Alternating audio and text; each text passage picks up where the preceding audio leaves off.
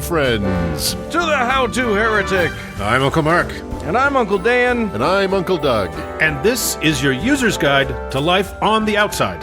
That's right. Leaving religion is the first step into a larger, better world. But it can also be a scary world. Things work differently now. Never fear. That's why we're here. We're your audio uncles. And with help from good friends and experts in all sorts of fields, we're going to share the stories and seek the knowledge to build a great life. After all, you only get the one that we know of, so you better make the most of it.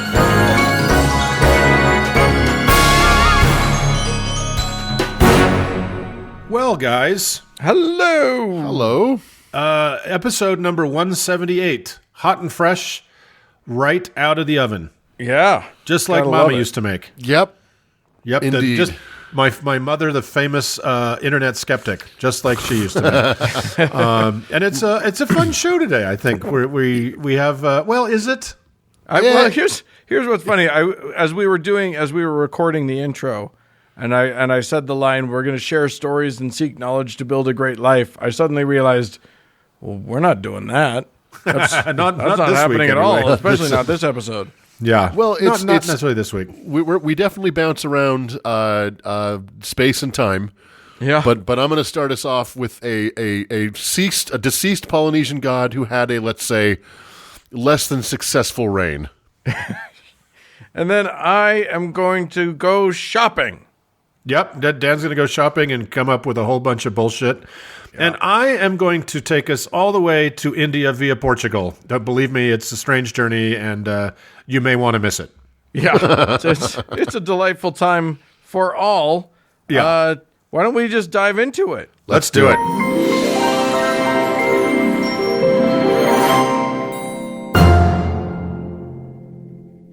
Uncle Mark. Well, hello. I'm looking out my window now, and it has started to snow, and I am dreaming of warmer climes and happier places. Warmer climes and happier places and the ability to travel to them at some fucking point. Right, yes. And someday to once again board a plane and get myself out the fuck of here. Yeah. Same with me. Sunnier climes. Well, I can promise you one of those two things. Okay. Not both. Oh, God. Yeah, I mean, I'm with you, Uncle Dan. It's snowing outside. Just as we sat down to record, Donald Trump was acquitted of inciting the deadly insurrection that he absolutely incited. Right. We're still under the vile yoke of coronavirus with new and dangerous strains abounding, so let's get the fuck out of here, yes? Yeah. Yay. Let's go as far away as we can on the good earth. Let's flee this strife-ridden continent and take our journey to one of the most remote inhabited islands in the world, Easter Island. Oh, yeah. Okay. Unfortunately, as we'll see, there's plenty of strife to go around. But our journey to this faraway island will at least allow us to add another member to our graveyard of the gods, Makemake. Makemake. Makemake, spelled make as one word, but pronounced probably incorrectly, Makemake. Gotcha. Okay. So let's just start off with a pronunciation disclaimer. Here come a lot of Polynesian names and words. I will get a lot wrong.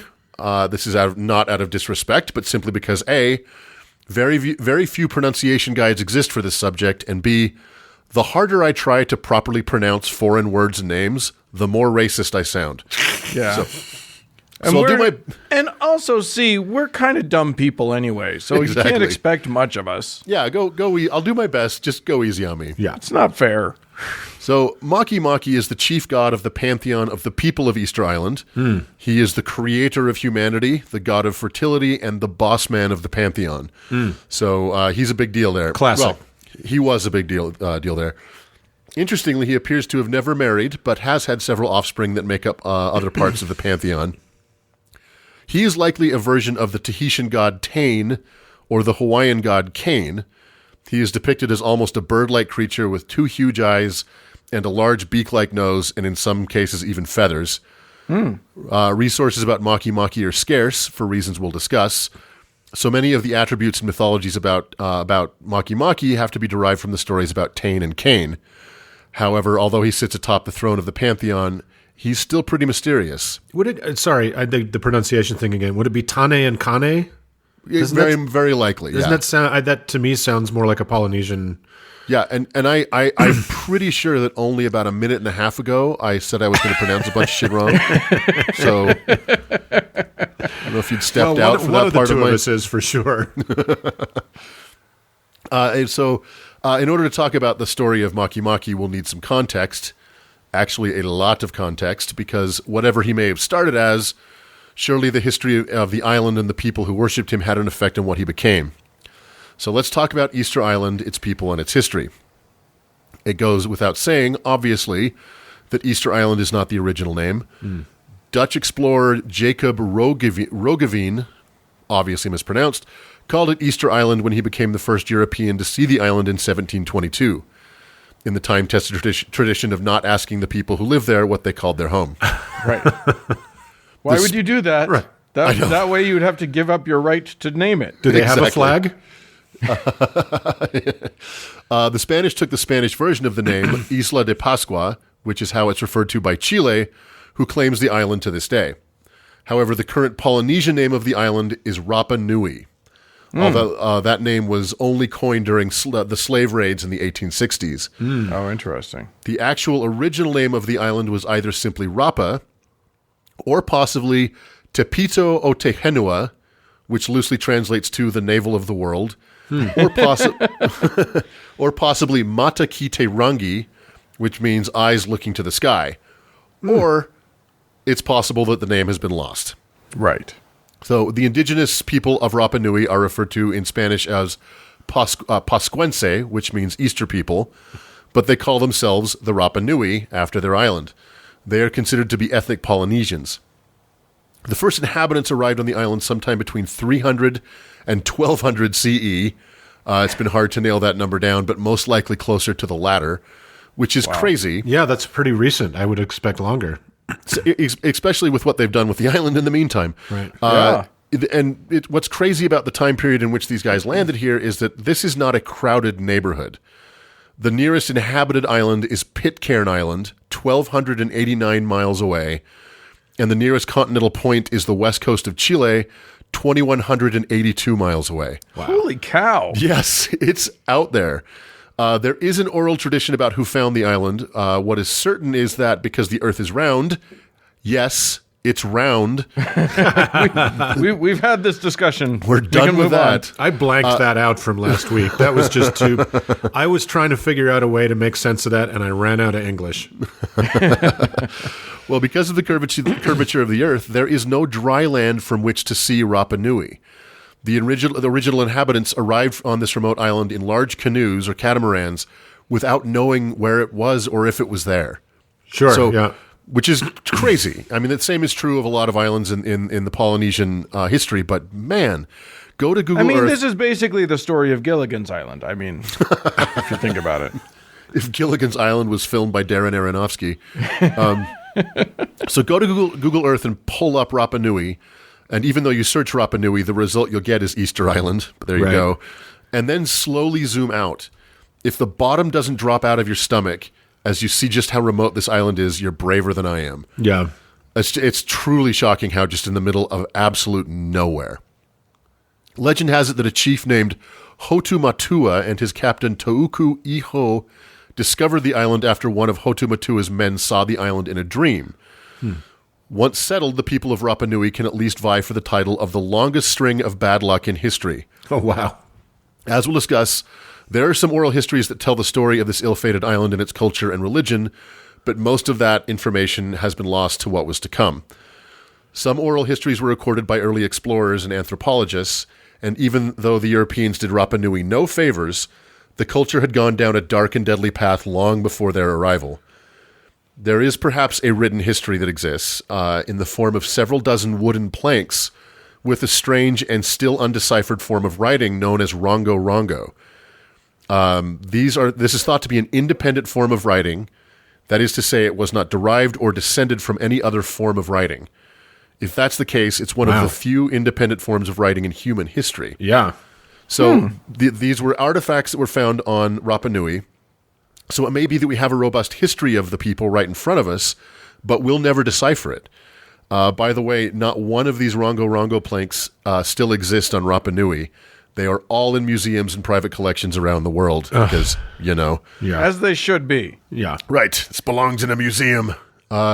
If you're interested, you should look up these planks, just spelled like it sounds, Rongo Rongo. They're gorgeous, beautiful, and the language on them is extremely exotic, and like I said, not decipherable as far as we can tell. One of the things we know about the Rapa Nui was that aside from a pantheon of immortal beings like Makemake, they were an ancestor-worshipping religion. They believed that those who came before held prominent places in the pantheon and not only provided their descendants with all they needed, but could be called upon for protection and blessings. These ancestor-worshipping practices are in the forms of the statues that are all over Easter Island, or Rapa Nui. Oh, do they have statues? I hadn't heard that. It's a little-known fact about Easter Island. Exactly. So they pretty much immediately set about building these giant stone statues that are, ubiquitous all over the island. The statues, or moai, M-O-A-I, moai, were prominent chieftains and warriors and ancestors of the people. There have been 887 moai either under construction, completed, and in most cases destroyed, that have been inventoried on the island. 887? 887. Jesus. They built the lion's share of them between 1100 and 1680 CE using only stone hand chisels, which would have made their construction a nightmare. Right, because your tool breaks as often as the surface breaks. Exactly. Yeah. Some of these took over a year to construct each. They were all made out of a solidified volcanic ash found in a single quarry and then fucking dragged to their proper location. How? Well, that's a great question. The largest, we'll talk about that. The largest moai, known as Paru, weighed 90 tons and was over 32 feet long. How exactly they moved them isn't known, but attempts have been made to recreate the process, which vary from like getting just enough brute force, enough people to drag them across the land, or what they think is more likely is they cut down trees to use as rollers. Sure. Right?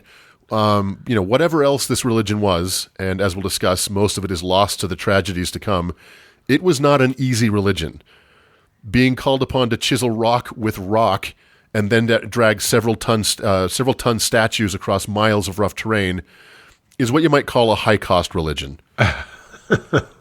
Sometime in this period, it is believed that the island suffered some form of environmental change that began to put pressure on the flora and fauna of the island. But the Rapa Nui continued to nearly completely deforest their island, very possibly to make rollers for these moais.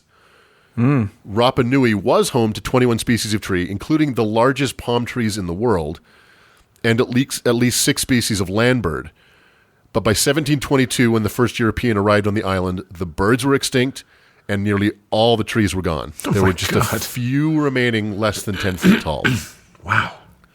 If it's true that the island was mainly deforested due to make rollers for religious totems, then it's possible that this act ranks amongst the most costly consequences of religious belief in history. Wow. In his book Collapse, Jeremy Diamond describes the moment when the last tree was cut down on Rapa Nui and how the impulse towards self-destruction lives within us all. Yeah, I read that book. That was very grim. Yeah, and that happened. Someone cut down the last major tree on the island. I'm not trying to denigrate these incredible statues. They are freaking amazing. Yeah. Just to point out their pointlessness. This near total deforestation caused massive soil erosion, which crushed agriculture, and pretty much eliminated fishing and trade because of the lack of good wood to make boats. As their current inventory of boats decayed and became useless, these poor people were left stranded and starving on their own island. Somewhere in this sad story, the Polynesian rat found its way to the island. How and when is not exactly known, but it could have come from is he in the WWE or the WWF? Polynesian rat. Yeah. Lord. He's a heel. He's a bad guy. Exactly. Yeah. The rat could have gotten to the island from regular inter-island commerce or even possibly from the aforementioned European visitors. But when it got there, it wreaked havoc on the already fragile ecosystem. The fact that the Rapa Nui society was extremely stratified did not help. In the 15th century, a sustained period of fighting broke out between the various tribes on the island that would continue to the 1860s. So how big is the island, Doug? I don't have a good idea. It's very small. I don't have the square mileage in front of me, but it's not a large island. Wow. By any stretch. But the tribes on the island broke into a centuries-long war. This fighting included the burning of fields and killing of farm animals. Oh my God, it's 63 square miles. Yeah, it's tiny. Oh, fuck, it's man. really small. Jesus. But subsequent to all of this environmental degradation and this prolonged war, social order just vanished, and predatory bands of the warrior class basically took over the island. Most people took to living underground, and starvation and homelessness prevailed. Jeremy Diamond maintains that the inhabitants resorted to cannibalism during this particularly fun time. This was when the period. This was when the period of Huri Maui, or statue toppling, began. One way to reduce the spiritual power of a competing tribe was to topple their moi. Oh my God! To ensure that they were not only toppled but broken.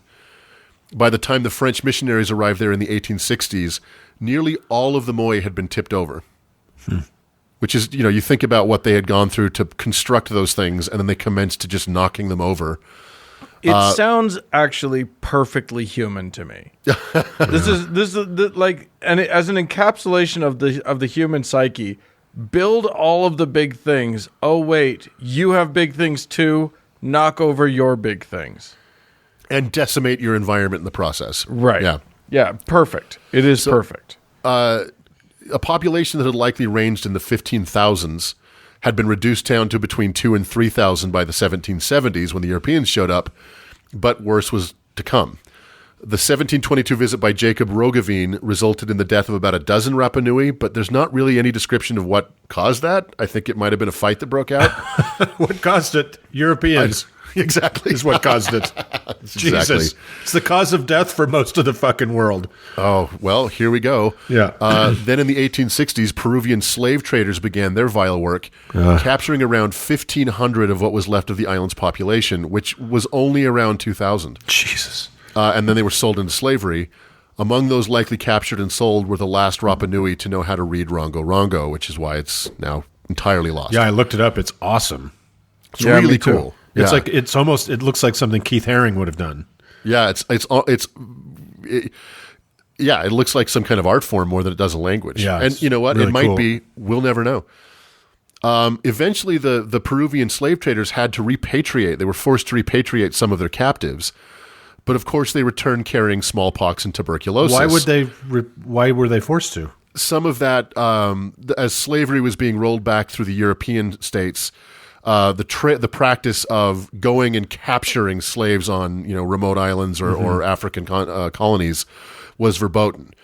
So that right, as we know, at some point in the Americas, and I forget me for forgetting the date, we had to live with the slaves we had. Right? Yeah, that was fucked up. That was just mean. Yeah, but so of course they repatriated these captives, and they came back with smallpox and tuberculosis, right? Which wiped out most of what was left of the population with such speed that some of the dead were not even buried. Jesus! By 1877, there were only about 111 Rapa Nui left alive on their island. Oh my God! During this prolonged period of misery, the population turned away from their strict ancestor worship and turned to what would be called the Birdman cult. Which brings us back to our old friend Makemake. Okay.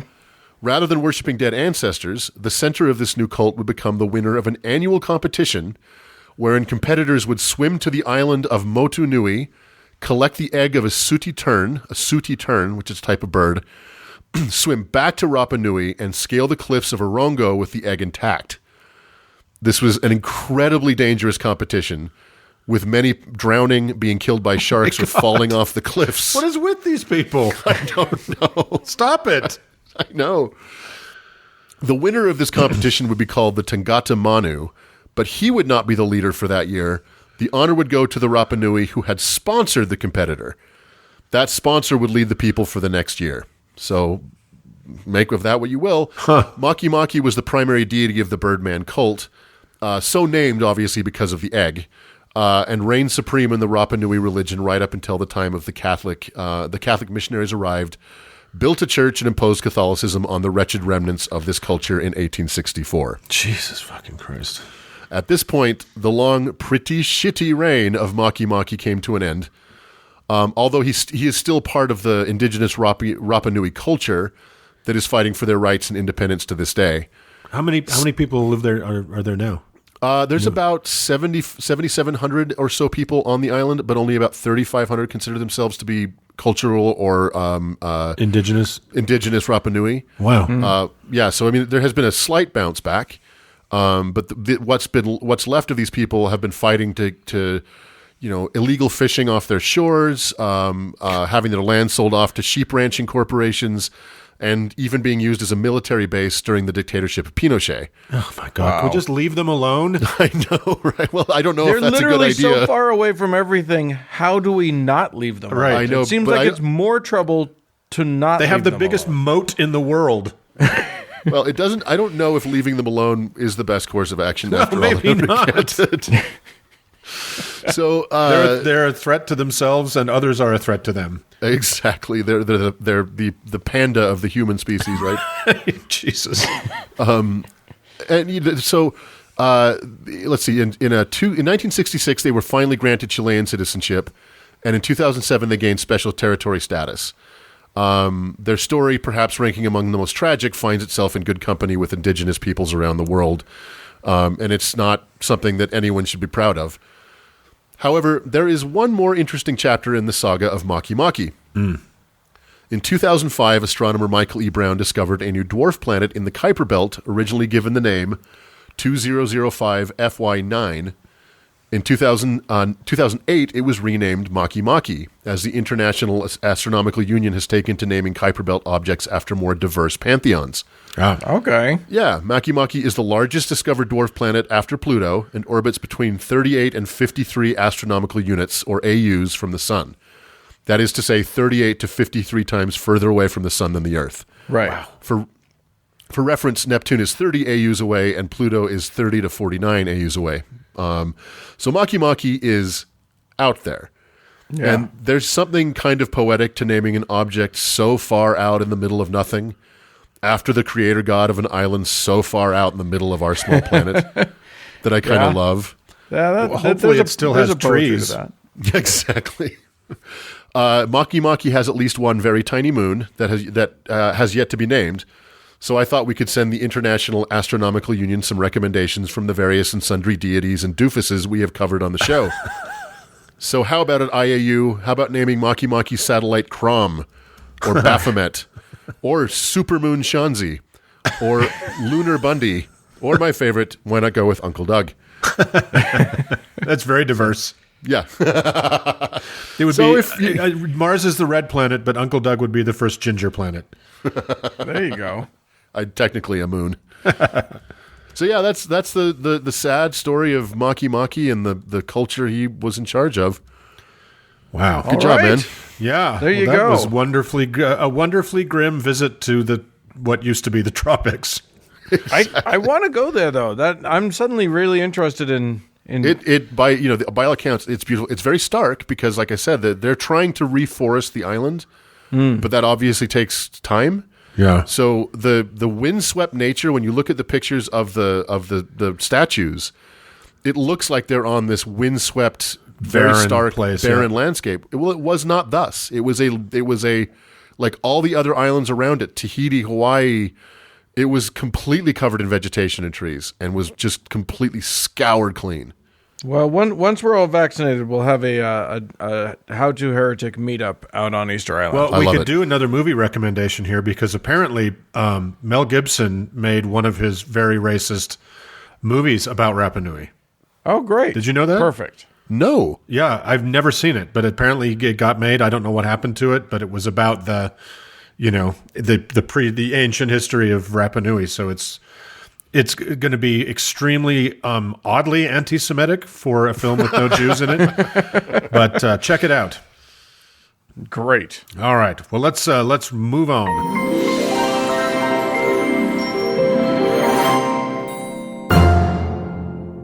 You know, Uncle Doug. One of the few things one can do during this pandemic here is it's time for masturbation talk on the How to Heretic. time for rubbing one out. Is that for sure? if you just aren't too sad to do it most days. Like, I don't know, someone I could name. But the other thing you can do is you can use the internet to peruse any sort of merchandise you might like. Like It's lotion or tissues. Okay, Doug, I guess this is where we're going. I'll be right back. Yeah. So, Dan, speaking of online masturbation. Yeah, there is plenty of that. Online is useful for lots of things involving that. But yeah, I suppose you're right, Uncle Mark, that there is such a thing as retail therapy, which I know some people who have engaged in plenty of that during this pandemic. But there's also there's retail shopping out there that is, I would say, from my perspective, less therapeutic. And I wanted to delve into some of that. So, every so often, I get a little glimpse into the world of hardcore American Christianity. With all the stuff that I look at on this show and on Thank God I'm an Atheist, the advertising algorithms are pretty crazed when it comes to me. So sometimes some really baffling things come my way. Matter of fact, just this week, Facebook popped up an ad asking me if I wanted or if I had what it took to become a Catholic priest. So, as it turns How did out, you answer? I do not. I was going to say. No. Yep. That's a big negative. It's funny because I posted it onto Facebook and somebody was like, "You do know that priests are celibate, right?" And I was like, "I know that they're supposed to be celibate." Exactly. Yeah, exactly. Anywho, I've also seen ads for things like coffins made by Trappist monks and all sorts of exciting opportunities to support good missionary work around the world. Hooray. And then there are the wacky things that people post online. I don't remember where I saw it. Possibly the Unofficial Heretic Hangout on Facebook. I'm not sure. But I have to admit that I was entirely enthralled by the porcelain figurines. I think they may have been Christmas tree ornaments of a mer couple. In this case, it was a pregnant mermaid and a merman holding a baby. Apparently, mer gestation is very quick. When you said Both myrrh of whom- people, I thought you meant like frankincense and myrrh. I'm like, what's a myrrh couple? Oh, no. Like a mermaid and a merman. Fish people. Fish people, Yeah. half fishes. Fish Americans. Like I say, Yeah. she was pregnant, he was holding a baby, and both of them were wearing necklaces with crosses on them because apparently they were Christian sea creatures. So It must the have man that also thing. the man also had a belt holding up his fin, which I thought was a nice touch. Made him seem so clean cut. Anyway. With all that in mind, today I decided that I was going to dive as deep as I could tolerate into the world of Christian products. Now, I'm an oddly curious person, so I've been to a few Christian stores in my day. So it's not like I'm unaware of what's out there. It's actually, it's funny. There was one of the Christian stores that used to be here in Salt Lake that doesn't exist anymore. They had like a little acrylic box and a pad of little slips that you could fill out that were prayer requests. Uh-huh. And every time I went in there, which was maybe 3 times, I would fill out a few prayer requests. Now, if you're going to do this, kids at home, I recommend not going vulgar or insulting. It's just so crass. Keep it sincere. It's especially good if you can start out innocent and then sneak something in. Like, for instance, one of mine was something along the lines of, "Please pray for my grandmother who fell and broke her hip. She can't get around very well, so we got her a wheelchair, but her wife isn't strong enough to help her get out of it." Or something like, "Please pray for my son. He's left the church and he's so much happier now, and I just don't know what to do. He seems so content and at peace, and I'm worried he'll never come back. He says it's like a huge weight has been lifted from him." That sort of thing. Yeah. Anyway, let's hit the internet and see what products await, shall we? The first thing you're going to notice when you start entering the Christian search terms is wall-to-wall writing. T-shirts, hats, framed sayings listed as, quote, art, festooned with words like blessed and give it to God and faith over fear. Never just one font, mind you. Sometimes there are multiple fonts within the same word, so it's a font-tastic sort of adventure. And, of course, there are crosses everywhere. Once you get over the shock of bad design that you'll be sort of assaulted with, you can start to hone your search skills. Now, I dove into Etsy first, looking for especially funny, shocking, strange, or oblivious things. The first thing that struck me in the oblivious category was a framed image. It said, "He is risen, hung delightfully over a bed." Nice. Then I noticed a t-shirt that didn't say Jesus, it said Yeshua, and had Hebrew on it. This struck me as interesting because it both acknowledged the actual name of their Savior, which they've been saying wrong this whole time, and because it felt like it was part of the new-ish trend to blur the lines between Christianity and Judaism. This is even more overt on the design that just says Shalom in both English and Hebrew. And lest you think that a Jewish product just happened to pop up on my Christian search, I will read you the product description, which seems to just be a bunch of keywords. Shalom, peace, Christian, Hebrew, words, designs, Yeshua, Jesus, Christ, God, Christianity, Christian store. That is for a thing that just says shalom. Oh my God. More on that later, by the way. Put a pin in that. For the low price of just $79 or 4 payments of $19.75, you can have the Christ pen. This handcrafted ballpoint has a middle section that is made of olive wood imported from Jerusalem, inlaid with a bloodwood cross. Get it? Blood? That's symbolism right there for how Jesus was murdered on a cross. You get it? And it comes with an old-timey looking certificate, which is, of course, laminated, explaining what everything on the pen means. It's all very meaningful. So enjoy your ugly pen, guys. Then there are the clever reworkings of familiar logos, like the Christ is King shirt, but it's made to look like the Chick-fil-A logo. Oh, no. Get it? I mean, you know, Chick-fil-A, they make a big deal about being Christian. I guess that makes some kind of sense. I feel like that's a fairly lateral move. But then there's the FedEx logo, except they've removed the Fed part and turned the X part into Exodus. And underneath that it says, delivered, loved, healed. A little more of a stretch, but, you know, delivered makes sense for FedEx. Might have been smart to just stop at delivered. You don't need to add any words after that. I don't know. I mean, does a delivery service that takes 40 years, like, is that appealing? Right? Yeah. Do you really want to associate that with your God? Just tracking that package day after day. Good Lord. Right. Where is it? Yeah, truly. Still in Gaza. Yeah. Well, speaking of that, a few steps more confusing is a shirt that has the Nintendo logo, except it says Nazareth. Now, you might think that they'd play with the old Nintendo slogan, "Now you're playing with power," right? But no. Underneath Nazareth, it says Home of the King, which has nothing to do with Nintendo as far as I can see. So 0 stars from me. Do Christians not get sued often enough? Is that what I'm taking from this? Right? Just using other people's logos at will. And isn't there a king at the end of Mario Brothers, or am I out of? There's a princess. Right. Therefore. Okay. Yeah. Who knows? Who knows?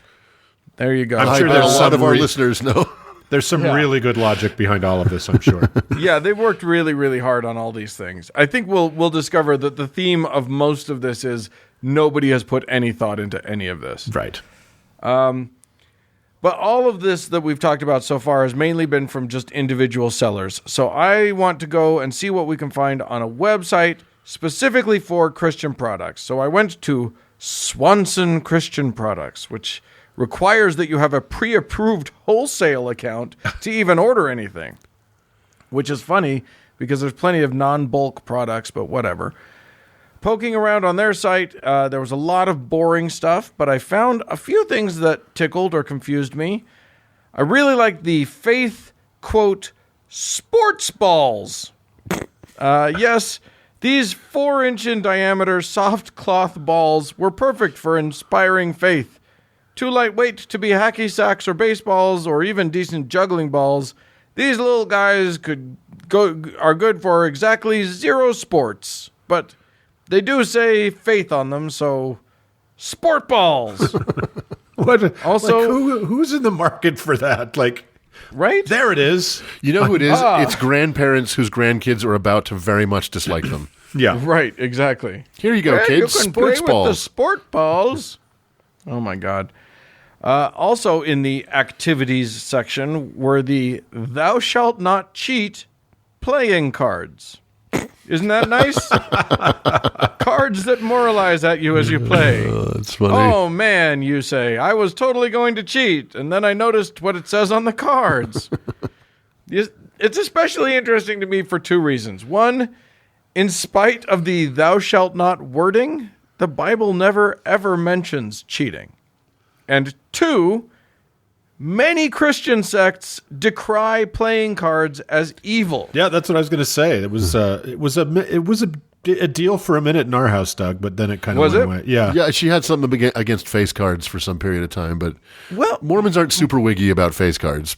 they can be. They can be. Older ones, I think. I did find an article about Mormons and face cards with an amazing quote from Joseph F. Smith, who was the 4th or 5th, 6th, something president of the Mormon Prophet Church. in the 30s or 40s, I think. Who said, like, the grumpiest thing I've ever heard, which was, while a simple game of cards in itself may be harmless, it is a fact that by immoderate repetition, it ends in an infatuation for chance schemes, in habits of excess, in waste of precious time, in dulling and stupor of the mind, and in the complete destruction of religious feeling. There is the grave danger that lurks in persistent card playing, which begets the spirit of gambling, of speculation, and that awakens the dangerous desire to get something for nothing. Yeah, not to mention He goes on. My favorite part of the quote is, men and women of industrial, businesslike, and thoughtful habits care little for frivolous pastimes, for pleasures that are sought for their own sake. What a grump. Yeah. What an awful human that must have been. Yeah. And why didn't he mention the pollution of our precious bodily fluids? Yeah. He didn't bring up a really an ecclesiastical objection at all. No. Right. It was just, I object to people having fun. Right. Exactly. Also, our people should be too busy toiling to have any kind of fun. Right. Yeah. On a Saturday afternoon. Isn't there slave labor you could be doing right now? Okay. Well, if you like games but don't want the evil playing cards, you could play a version of Connect 4, which is the game where 2 players slide discs into a grid and trying to get 4 in a row. Only these are Christian Connect 4, so they're special. One of them is Noah's Ark themed, so, I guess it has animals and stuff. And you can imagine all of your friends drowning to death as you play. The other is David and Goliath, which is weird because that means one of the players has to be the bad guy and that Goliath must win sometimes, right? Yeah, well, knowing what we know about King David, I'm not sure that there is a clear bad guy in that, or Right. good guy in that scenario. Right. Well, I mean, you're supposed to root for one of them, I think. I'm going with the But giant. you're absolutely right about that. There's also, I found stumbling block wooden puzzles. They're just literally interesting little 3D wooden puzzles. What do they have to do with Jesus? Shut up. That's what they have to do with Jesus. They're fun. So there you go. There's that. But that's all the fun and games. Some stuff is just for the clergy. Are you a pastor, but some of your congregants can't come into church, so you're not getting your cut of their Social Security check? Get the travel communion kits for the Eucharist on the go with optional gluten-free wafers. What if you need to bless someone? Try oil of joy anointing balms. Ooh. These naturally scented balms come in pomegranate, hyssop holy fire, balm of Gilead, lily of the valley. No, I mean, I guess that smells like lily. I don't know what balm of Gilead would smell like. Probably just very potent BO. Right, exactly. Frankincense and myrrh, and of course, my favorite, spikenard. Yay! Our old friend Spikenard. Spikenard! Other products include the, quote, fashion conceal carry purse Oh, my in God. ornate leather with metal cross to match your cross-embroidered boot-cut jeans. Oh, no. Not sure what the difference between a purse made specifically to conceal your gun and, purse is, but they certainly aren't going to tell me. There is no difference, but one's $100 more. Yeah, exactly. Remember that we're Christians, but we like appropriating Jewish stuff thing that we talked about earlier? Yeah, that's a huge thing right now. Why not buy a Jewish tallit? That's the striped fringed poncho that Jewish men wear under their clothes, with an emblem on it that has a menorah connected to a Star of David, connected to a Jesus fish on it. Oh. Yeah, see that is the next step is hate crime. Right? Right. I think we've actually stepped all the way to hate crime. I think we're at the apparel department of hate crime. Right. It's at least like strongly dislike crime. It's crazy offensive. And while we're at it, why not get a ladies' one for that anti-Semite woman in your life? They also have those brilliant little money tracts. These are the little pieces of paper made to look at a glance like they're a $5, $20, or $100 bill, but on closer inspection are actually just garbage with Jesus crap on it. That shit is a hate crime. That is, It is. despicable. It's super hateful. People can leave these lying around anywhere knowing that somebody will actually pick up the thing and look at it before throwing it away in disgust and annoyance. If you're a real asshole, you can leave one sticking out from under your plate at a restaurant so people think you tipped your server, and nobody knows what a shithead you are until you're well out of the building. Yeah. I point of order. I'm in the hospitality industry. Yeah. And I don't think any of our listeners need to be told this, but there is nothing that will make someone want to track you down in the parking lot and beat you to a pulp than leaving one of those things. Oh, These are people who are trying to pay their rent. You sons of bitches. If you're in the United States of America now, I know that our European and other parts of the world listeners will.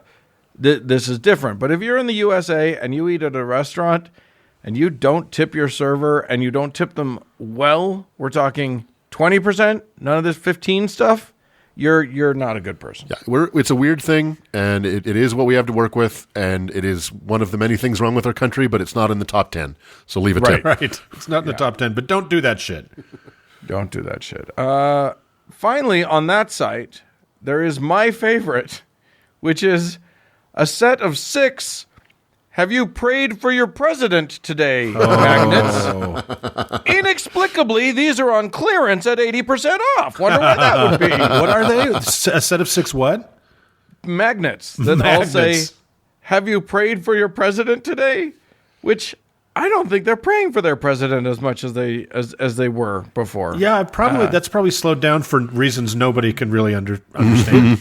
How could you even figure that Yeah. out? Anyway, next I went to a site called Family Christian. Scanning the various options, I immediately clicked on the fashion tab because duh. It was unfortunately a stunning disappointment. 3 burlap-looking tote bags with phrases like "happy, healthy, blessed" on them. 4 bits of very uninspiring jewelry. 1 Trust Jesus t-shirt. And a giving shawl. Now, what's a giving shawl? Well, it's a nubby textured, that's their words, nylon throw blanket that comes in a box with a bow on it. So you can give it. I shit you not, there is a product video for this thing that feels exactly like a Mormon inspirational movie.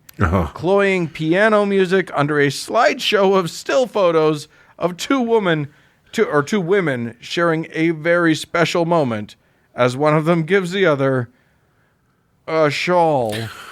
I remember my first shawl. Oh, who doesn't remember that moment? It's a special moment in everybody's life. It actually suggests that you hug your friend into their new shawl so that you'll really be able to connect over this beautiful taupe rectangle. Here's a quote from the product description. Each time it's worn, it will convey the special bond you share through friendship, prayer, and caring. On sale now It's for a blanket. $45.99. It's a fucking blanket. Jesus. But it's not even. It's the I don't. dumbest thing. The last thing I want when I'm trying to sleep is a nubby texture. Well, That's just don't me. sleep in your shawl then. Well, So I've got to do fashion some more was- shopping before your birthday then. Right, exactly. I think the only thing you can do in a shawl is drink your coffee with two hands as you watch the sunrise. That's right. Yeah, that's what shawls are for, obviously. Well, fashion was clearly a bust for me, so I bopped over to the gifts section, which is where I found baby's first pearl bracelet. Oh. What? Do you think it's somehow weird to give an infant an obvious choking hazard? Do you find it bizarre to put semi-precious jewelry on someone too young to know literally what anything is? Well, don't worry. This 4.5-inch stretch bracelet doesn't use real pearls. That would be weird and crazy.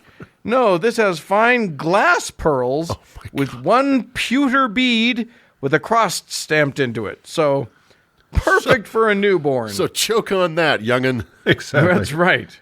Unless you think that I'm joking about the newborn business, well, the product description wants you to know that it's, quote, tiny enough to even wear home from the hospital. Oh, my God. Unless you think that weird suggestion isn't what they're seriously suggesting, the bracelet comes in a cute gift box with a beautifully written poem that suggests this tradition. I did not make any of this up. Here we go. On the day you were born, this bracelet was worn. On your wedding day, place it in your bride's bouquet. Ooh. Someone literally put ones of minutes into that. I was about to say, like, writing. that's it. I was waiting for the big finish, but there wasn't one. And Dan, That's it. I literally thought you were going to say the product was infant's first pearl necklace, which is a sentence that requires me to now call Andrew Torres. Yes, that's right. I will show myself to HR at this point. Don't look that up, Mom. I literally Anyway, thought you were going to say that. I'm like, oh, please no. It's not much better. I don't know. And here's the thing. I don't know if this pearl bracelet thing is a Southern or Midwest thing that I'm just not aware of. I may be insulting some of our listeners who think this is a beautiful idea, but honestly, don't put chokeable jewelry on your babies. Just don't. It's not cute. Well, not the ones you like. Right, especially not on their wrists. Right. Yeah. Right. The thing that's going to go directly into their mouth the Exactly. first thing they get. All right. How about a book? Of course, there are all manner of How to Love Your Invisible Daddy More books and 8,000 different Bibles that purport to be for different niches. What the fuck is the difference between the Woman's Study Bible and the Battlefield of the Mind Bible? They're still the same Bible, right? But anyway, there are other books too. I'll close us out with one that I've ordered for both of you and should be coming anytime now. It's called It's Never Too Late. Make the next act of your life the best act of your life by Kathy Lee Gifford. Now, this one, it will help you find the inspiration to live out your dreams, speak out for your beliefs, and pursue what matters. And I thought I would, I just quote a little snippet from the book. This is Kathy Lee talking. Here we go. Certain moments in life can take on a rich significance in retrospect. Take, for instance, the time I was kicked out of the Brownies. No, I'm not kidding. I was actually kicked out of the brownies. They insisted that I turn my beanie in. All because I had bought into the join the brownies, see the world propaganda. What? If you don't want to keep reading after that, I don't know what to tell you. They tore off her shoulder boards and broke her saber.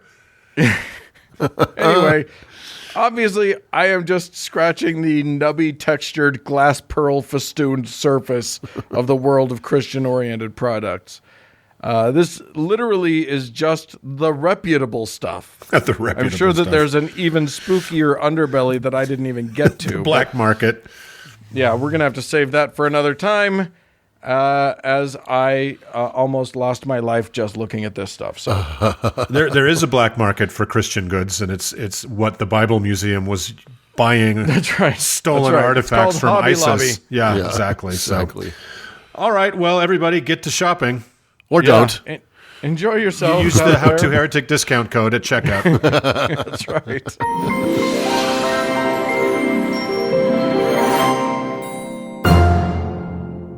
Well, fellas, Hello. Hello.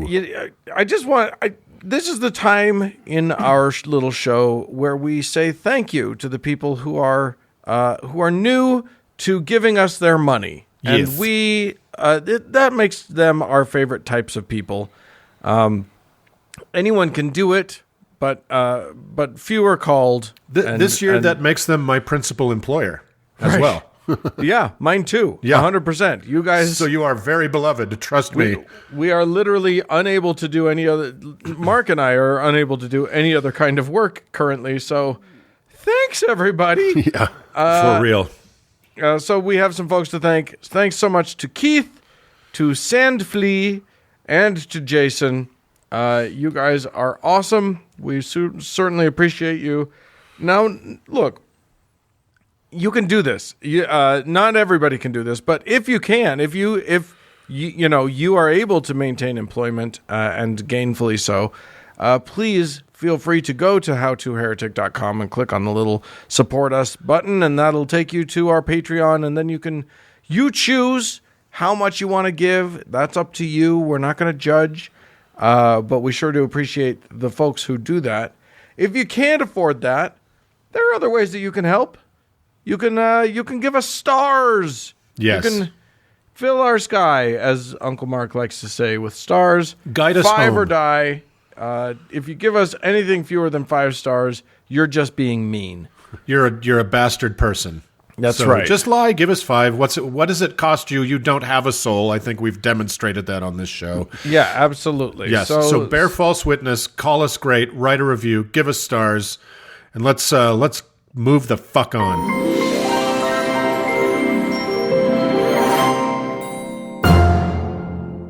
Well, Uncle Dan, Hello. stand-up comedians have this saying where you end on a high note, and once your audience is the most happy and the most boisterous and having the best time, you walk away. Yeah. Good night, everybody. Bring it home. You got to bring it home. Go big. We at the How to Heretic do not subscribe to that particular axiom. Yeah, we've learned the opposite lesson. We reject all precepts of comedy, essentially. Yeah, exactly. Yeah. So we're gonna bring it home one more time with well, Uncle Mark, why don't you tell us? It's so this isn't it. At least this was a long time ago, so that helps. So I don't know if you guys caught any of the impeachment trial in the Senate this week, and we talked about it a little bit in the patrons only. So if you want to hear it, go to become a patron. But there were some real ups and downs, and some very fine, very professional arguments on both sides. I'm just kidding. The Democratic House managers presented a devastating case and left no room for the defense to operate. And the bus bench slip and fall lawyer, it is literally true that the guy who gave the closing argument is a slip and fall lawyer of the clown show defense, blamed Madonna and Johnny Depp for the Christian nationalist attack and said Trump is a man of peace. And they really said this: his rhetoric is often too nuanced for his own good. So, now by the time this airs, you will know that Mr. Trump has been acquitted of all charges, of course, because this was him shooting someone in the middle of Fifth Avenue. Yeah. Anyway, the wrecking ball of a lead manager, Jamie Raskin, quoted both Thomas Paine and Voltaire, two giants of the Enlightenment, of Enlightenment thinking, and while they weren't exactly atheists, as the 18th century, in the 18th century they were deists. They were kind of the atheists of their time, right? So I thought that was interesting that he particularly chose those two people. He, of course, cited one of Voltaire's best-known quotes, and that is, "Those who can make you believe absurdities can make you commit atrocities," in reference to Trump's big lie, leading to the Cracker Barrel terror attack on the Capitol. But here I want to cite another Voltaire quote I found in doing my research for this week's segment, and I quote, "Goa is sadly famous for its Inquisition. Equally contrary to humanity and commerce, the Portuguese monks made us believe that the people worshiped the devil, and it was they who served him." So that's right. This week, we're going to climb into the big old Catholic Wayback Machine of horror and genocide and talk about the Goa Inquisition. Have you you guys heard about this little 16th century garden party on the Indian coast before? I have not. I mean, I've heard of Goa, and I've heard of Inquisitions. Yeah, well, it's a little bit of both. So we've all heard of the Inquisition broadly, whether or not we expected it. And while the Spanish Inquisition is generally the most well-known, it is neither the first nor the only of Catholicism's famous game of how many shattered bones will it take to get you to a yes on the whole Jesus thing. The Holy Inquisition was a Vatican office and a system of, quote, inquiry and justice aimed primarily at making sure Catholics stayed Catholic and, at minimum, 100% Catholic in only the most orthodox of all possible ways. Any deviation from the bare minimum of total compliance with papal orthodoxy could lead to a rather unpleasant series of events for the accused heretic, including humiliation, torture, and death by a number of different methods, most famously being burned alive in front of your whole community after prolonged torture. Now, we covered one horrible little corner of the French Inquisition when we discussed Father Urban Grandier and his incineration in episode 151. And indeed, the first of many inquisitions began in France in the mid-12th century.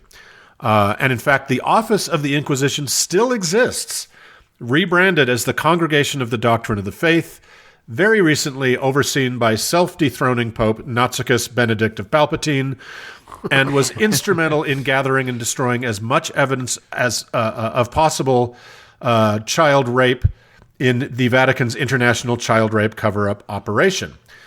So this delightful institution has been with us for 800 fucking years, guys.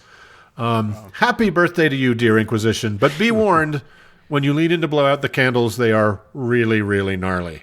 Lots of black smoke. Yeah. Now, the most famous of the Inquisitions, the Spanish-speaking one, took off under the reign of Ferdinand and Isabella and resulted in their total expulsion of the Jews from Spain in 1492. That was a big year for Catholic Spain, you may be aware. Many tens of thousands of whom fled to the more tolerant Portugal for safety. But sadly, just a few years later, the madness and bloodlust of the Inquisition spread to Portugal as well, and the king there decided to force those Jewish refugees to convert to Catholicism. That was hard for me to say forcibly. These new converts were called crypto-Jews or new Christians. That's going to be very important in this conversation. Both of them were pejoratives. Quick aside, many Jews fled Spain and ended up in Morocco, where they were welcomed by the Muslim king and lived in peace for centuries. And one of the most magical days of my life included a very surprise visit to the amazing Jewish cemetery in Marrakesh. You remember that, Doug? I do. That was quite a day. When I was suddenly informed by our tour guide that I was from Israel, so only speak Hebrew, and I was like, the what? Yeah, exactly. And in we went. Wow. So the very next year, the Portuguese explorer Vasco da Gama found his way around the southern tip of Africa all the way to the impossibly beautiful west coast of India, therefore finding the long-sought-after water route to the subcontinent, making the long and dangerous transport of goods via the overland Silk Road obsolete for Europe. He returned home with goods and spices worth 16 times the cost of the voyage. And as you can imagine, the Spanish court was thrilled. So in a few short years, the Portuguese had established their colony around the port city of Goa. And before long, they controlled more than half of the coastline of India through violence and some alliances and alliances of convenience with warring Muslim and Hindu kingdoms on the continent. Many of Portugal's new Christians, remember the forcibly converted Jews, saw this new, very distant colony as a place not only for some commercial opportunities, but a much safer place for them, far from the torture chambers of the Inquisition and the king's spies. So a significant amount made the long journey all the way to Goa in the hope of a better life. Wow. And for a while, it was. There were actually, I had no idea about this, there were actually long-established Jewish communities in India from as far back as perhaps the 6th century BCE. Wow. But for sure, since 70 CE, that the various Hindu kingdoms had not only tolerated, but allowed them pretty much total freedom to practice their faith unmolested. So the Portuguese new Christian arrivals found India not only bursting with opportunity, it was multicultural, multilingual, and tolerant of their faith, whether that be Judaism or Catholicism. Despite the obvious crime of colonization, most of the locals were eager to trade and cash in, right? Sure. Stuff went both ways, lots of money. So they had a few relatively blissful decades in their new home, actually. Well, any Jew should know that bliss is not a permanent state of being. In 1542, the saintly Francis Xavier, co-founder of the Society of Jesus, commonly known as the Jesuits, who somehow have inflated themselves to the good guys in the broader Catholic story, which is insane, he arrived in Goa, looked around, and decided that these so-called new Christians, despite now being outwardly Catholic for generations, were not up to his snuff of fanatical devotion to Rome and her church. So he set in motion the mechanism that would become the Goa Inquisition. But randomly, he died before the King of Portugal approved the request, so history wants to spare him the direct blame for what transpired, so he was acquitted of incitement to inquisition, I suppose. Yeah. So the Inquisition set up shop in Goa in 1560 and set about convincing the new Christians whose grandparents and great-grandparents were the original Portuguese immigrants that they were still too Jewy.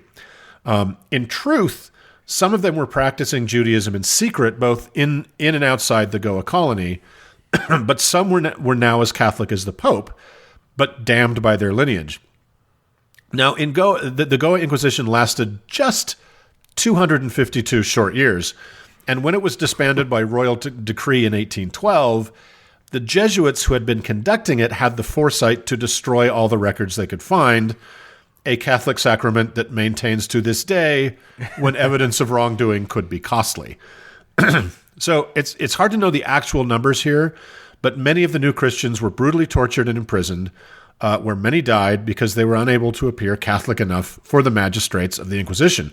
Remember, in all the Inquisitions in the world, France, Spain, Portugal, Peru, Mexico, Africa, and here in India, the accused was presumed guilty upon accusation.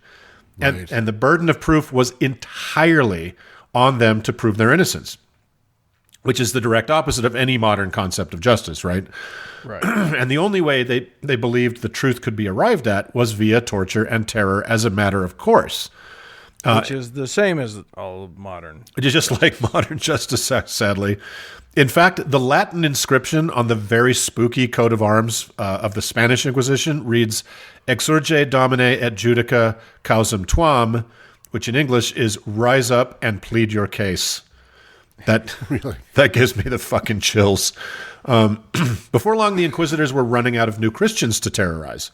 So they cast their eyes about one of the most diverse places on earth at the time, saw Hindus, Muslims, Jains, and even Buddhists in need of the salvific agony of Jesus' love.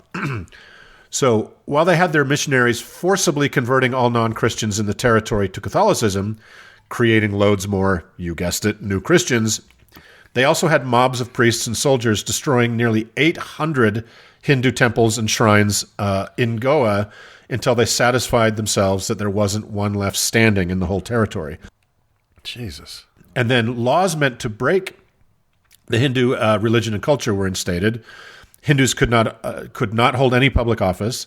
They could not give testimony. They could not celebrate Hindu marriages or funeral rites. And a Hindu child whose father died was considered an orphan, regardless of whether their mother and extended family were alive or not. Oh, my God. And the church would inherit 100% of the deceased father's property. So remember, this was a very prosperous port town long before the Portuguese got there. So there was a lot of money in Goa, right? You know how police departments have the insane right to seize all the property belonging to a suspect when they kick in the door, even if it's the wrong house? That's what this was. Just officials seizing property pretty much at will. Before long, the Inquisitors had recreated themselves as a princely class in Goa, living in the finest houses of the newly orphaned merchant class, spending wildly and making merry with local women. But hey, if you take the profit motive out of theocratic terrorism, what's even the point? and as the converted Hindus and other forced converts were despised and untrustworthy as new Christians, they were even more in the sights of the loving Jesus's judicial torturers than they were as Hindus. If you think the game was rigged, you would be correct. There was no way to win the Goa Inquisition game. And as I remember, and remember that it wasn't just the poor Hindus, it was also Indian Buddhists, etc., that were invited upon pain of torture and death to be new Christians and subject to terror and harassment. The Portuguese Navy had sacked much of the region over the years. I talked about how they controlled most of the coastline of India. and they had seized an extremely sacred object from a temple in Sri Lanka, believed by Buddhists to be the actual tooth of Buddha. This was an outrage. I didn't know Buddhists did relics. That's interesting. Yeah, apparently there are some relics. This was an outrage to Buddhists all over Asia, and a local king offered a fucking fortune to buy it back from the Catholic authorities in Goa.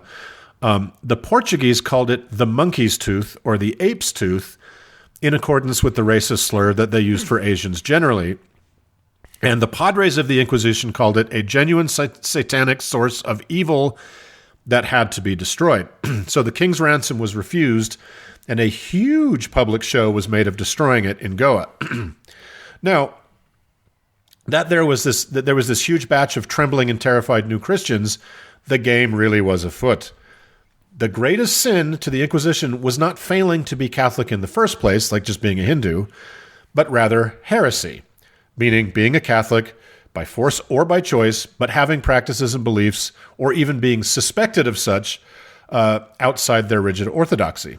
That's why New Christian was interchangeable with the term crypto-Judaic or crypto-Hindu. You were always suspect of pining for the old ways. Huh. And how could one find themselves branded a heretic and therefore guilty in the eyes of the Inquisition in that very moment?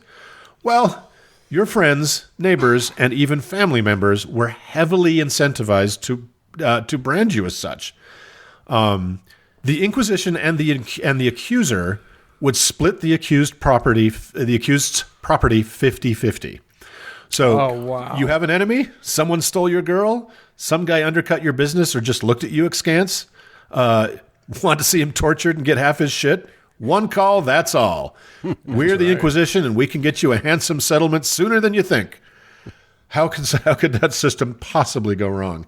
The most common local language in Goa is called Konkani, and it was banned on pain of torture. All literature and art of non-Portuguese or non-Catholic origin was burned. The Goa Inquisition was evil as fuck. And again, because the wily Jesuits tried to destroy almost all evidence of it ever having happened, the true scope of this crime against humanity is hard to quantify. But weirdly, historians' best guess say that only 57 people in this 252 years died at the stake, with another 64 people who had died in prison awaiting their fate, had their remains burned in their coffins, with an effigy of them burning above the coffin at the same time. Good Lord. Because Catholicism is both ruthlessly diabolical and incredibly silly. Please see our episode on the Cadaver Synod in episode number 59 for that. But at least 16,000 and as many as twice that number of people were accused, imprisoned, tortured, and lost everything they ever had in what amounted to a smash-and-grab robbery by the Jesuit fathers looking to materially improve their lot in life. As as Catholic inquisitions go, the report card for the Goa Inquisition's body count is pathetic. So bad, I doubt the Pope even put it on the fridge. Just the fabled Spanish Inquisition likely killed at least 30,000 people in its tenure, torturing and terrorizing no less than 250,000 more. But the Goan Inquisition seems very much more about using the authority of the church to enable economic colonialism, less via straight-up homicide, and more through the annihilation of a culture, language, and religion to keep the silk and the spice flowing. And if the God-anointed torturers got their beaks wet in the process, what's the harm, right? So that's the Goa Inquisition. It was not the worst, but certainly wasn't anything to write home about. And well, is there a best Inquisition? I mean, obviously there can be a worst one. Well, if it's all about the stats, then I would imagine the Spanish one or the Lima Inquisition in Peru probably were the ghastliest. But what's really crazy too is that India, as everybody knows, gained independence from England in 1947, but it took until 1961 for them to kick the Portuguese out of Goa. Really? Yeah, and the Indian army literally had to attack it to get them the fuck out. So Well, it's very nice there. I can totally understand that. it's beautiful. Like, I've never been, but have you been to Goa, Dan? No, I've been. That's one of the few places that I didn't go. It's like the touristiest place because it is apparently so. It's just beautiful. Lots of beaches. And stuff. The pictures are beautiful. Big green hills, very lush, beautiful beaches. But no place for a new Christian in those years. So that's the Goa Inquisition, guys. Well, you were right. At least it happened a long time ago. The upside is it's a long time ago. So let's get out of here. Oof.